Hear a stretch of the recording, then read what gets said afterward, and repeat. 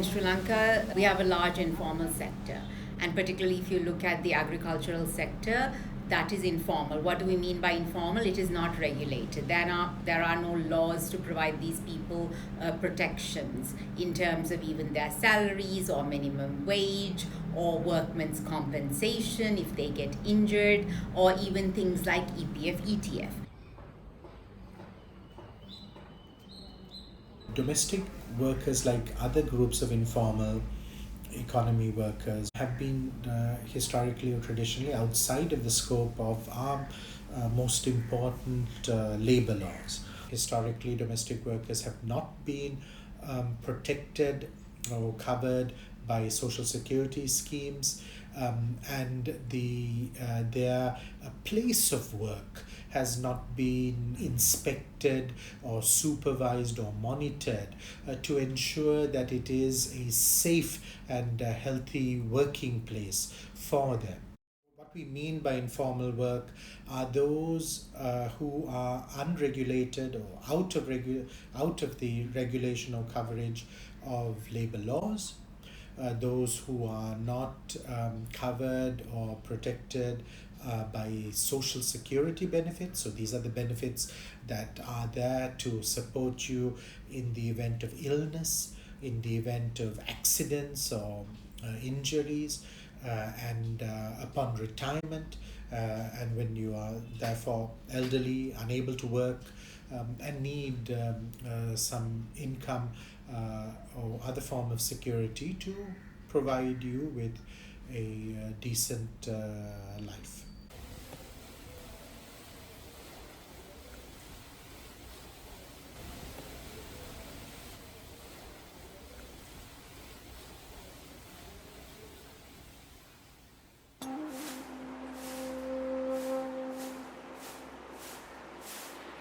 ரொம்ப பேர் விருப்பம் இல்லை வீட்டு வேலை செய்கிறவங்களுக்கு. ரொம்ப ஒவ்வொரு வீட்டில் ஒவ்வொரு பிரச்சனை இருக்குது. ஒரு வீட்டுங்களில் சாப்பாடு கொடுக்க மாட்டாங்க, ஒரு வீட்டுங்களில் சம்பளம் கொடுக்க மாட்டாங்க, ஒரு வீட்டில் லீவு கேட்டால் கொடுக்க மாட்டாங்க. அந்த மாதிரி நிறைய பிரச்சனைகள். In Sri Lanka, we have somewhat over 60% of the workforce enumerated as being in the informal economy, in informal work. And from the most recent labor force survey, which has tried to count the number of domestic workers, we believe, the official data indicates that there are something like 80,000 persons in domestic work, but I think most likely this is an underestimation. Domestic work is a feminized sector. So 90% women workers are working. So therefore the gender conscious also, they are not seeing the policymakers this as a very important urgent need issue. These workers are not considered as workers. So therefore the word they use servants, it's like something individual, private, and it's up to that family.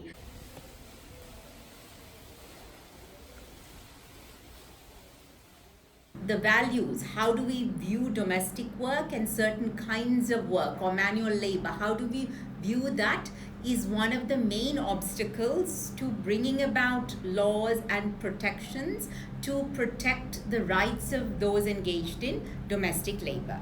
Even within the domestic sphere, within the home, you find that domestic work is not valued because people say, oh well, she's just a housewife. But it's not just a housewife. Domestic work is hard work. It takes up a lot of time, a lot of energy.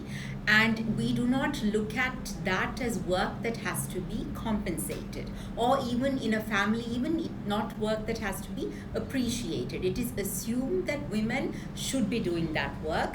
That is their roles. And therefore, because of that, we find that from the personal sphere, from the family, you also find the same attitude within society. And if you're trying to legislate or bring about laws to give rights to domestic workers, you're going to encounter the same attitude even amongst the lawmakers.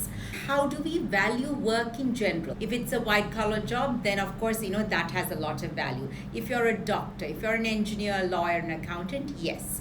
But if you're a mason, if you're a plumber, you're a locksmith, then we do not actually value that kind of work. சம்மா சொல்கிறது வீட்டு வேலை போயிட்டு வெளியில் சொல்லிக்க முடியாது, நாங்கள் இப்போ வீட்டு வேலை தான் செய்கிறோம் அப்படி சொல்ல முடியும், நல்ல ஒரு ஜாப்னு சொல்ல முடியாது. ஒவ்வொருத்தர் தைரியமாக சொல்லுவாங்க, இப்போ நாங்கள் வீட்டு வேலை தான் செய்கிறோம் அப்படி தைரியம். ஒவ்வொருத்தருக்கு அந்த தைரியம் இருக்காது. இப்போ நாங்கள் அங்கே என்ன சரி தெரியாத, கொழும்புல என்ன செய்கிறாங்க தெரியாத யாரும், அங்கே போய்ட்டு என்ன சரி, ஊரில் போய்ட்டு என்ன சரி சொல்லு.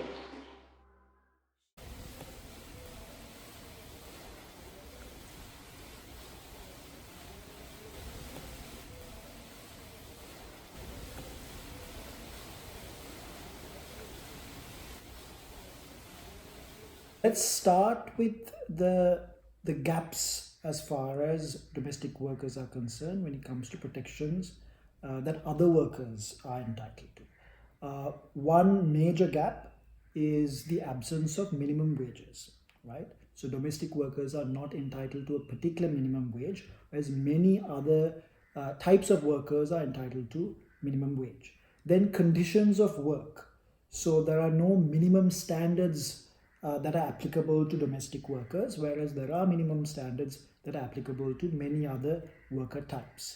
Then things like annual leave, maternity benefits, restrictions on in-kind payments. So sometimes there needs to be restrictions on paying a particular worker through other means other than monetary means, say food or accommodation. And that's regulated under most industries, whereas domestic workers are not entitled to such regulation. So there are serious gaps between what domestic workers are entitled to and what the rest of the labor population is entitled to. இந்த பிரச்சனை கொண்டு வர எனக்கு தெரியாது. அந்த பேப்பரில் பார்த்ததுன்னா ஒரு 18 வயசு பொடியும் ஓ லெவல் முடிச்சுட்டு வெள்ளவத்த பக்கம் வந்து ஒரு 18 வயசு பொடியும் அந்த பொடி காணாம போயிடுச்சு. அந்த காணாம போயின்னு ஒரு போலீஸ் ரிப்போர்ட் மாட்டோம், போலீஸ் என்ட்ரி போட்டாங்க. அந்த பொடியை என்னாச்சு ஒன்றும் தெரியாது, எங்கே போகணும் அந்த மாதிரி. எங்களுக்கு நீங்கள் அந்த மாதிரி சில We took a very small sample, like 50 workers. We had 50 cases. We interviewed those workers. Then based on that 50 cases, we produced this first research. I don't want to call research, this is a small study. Space to speak. This study, that cases, 50 cases, brought out a lot of inside issues the domestic workers which they are facing, from the wage to holiday, and most of the workers talked about their harassment, how it's happening, even the way how the employer called them, and how they terminate them and how they treat them. Residential workers talked about the problems when they sleep in the kitchen in the night, how the sexual abuses happen, and emotional abuses and verbal abuses. So probably 3 out of every 4 domestic workers are women.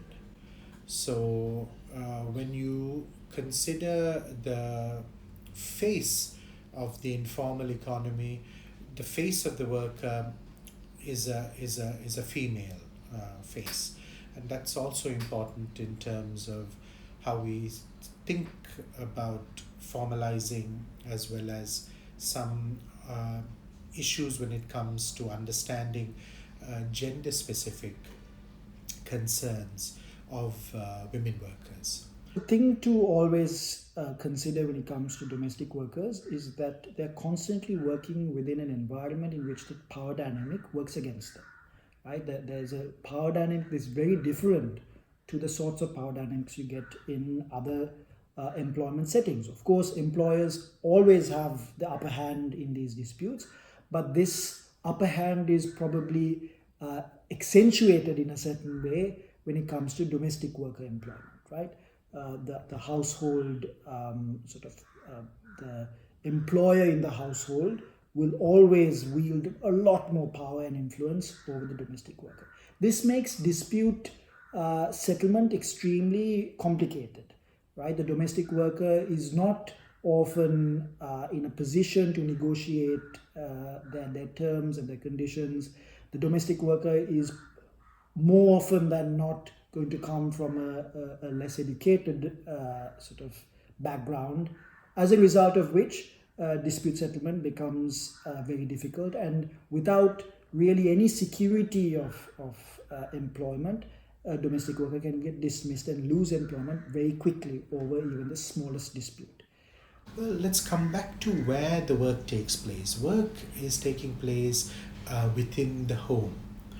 The home is seen, again, historically seen by law in general as this so-called private sphere. And many things that happen within the home, and we are well aware of some of them, are often seen as being beyond or outside the scope of law, and which somehow only applies in the so-called public sphere. So when this work is taking place within the household, when this work is not therefore visible, right, it's invisible as far as the state, and I come back to the state because basically any kind of enforcement is comes down to the state. So monitoring and enforcement, as well as obviously any then redress of grievances or issues that come up, all understandably rightly are a matter for the state and state authorities and agencies. So this household being seen as a space which is outside of the scope of state regulation, which is somehow not visible to that, where obviously you cannot enter without the permission of the household owner unless you have a court order to that effect. So and then the fact that because of the nature of this work, there is an absence of documentation. So for example, it wouldn't be clear to you necessarily when this particular worker began working in that household, because unlike in a formally economy workplace, you're not going to maintain personnel files and records, such a person, date of birth, very important to establish that that person is actually over the minimum age, which makes that person, which makes it legally permissible to employ such a person, of such date of birth, of such an address, joined the began working in this particular household, and then obviously the terms and conditions, like what was agreed in terms of the wages, in terms of the number of days of work or hours of work, what was agreed in terms of leave, and what happens when that worker falls ill, and so on. And none of this is written. None of this is made explicit. So if you look at it from a kind of a labor inspection point of view, they're kind of in the dark here, right? They don't know where to begin, how to begin. At the moment, the Shop and Office Act can't really be interpreted in a way that accommodates domestic workers, because the scope of the Act requires that the worker concerned operates within a shop or office environment. And we all know domestic workers operate within a household. So the Shop and Office Act, for example, all the protections that are available under that Act would not accrue to domestic workers. There's no way to really interpret that Act in a creative way.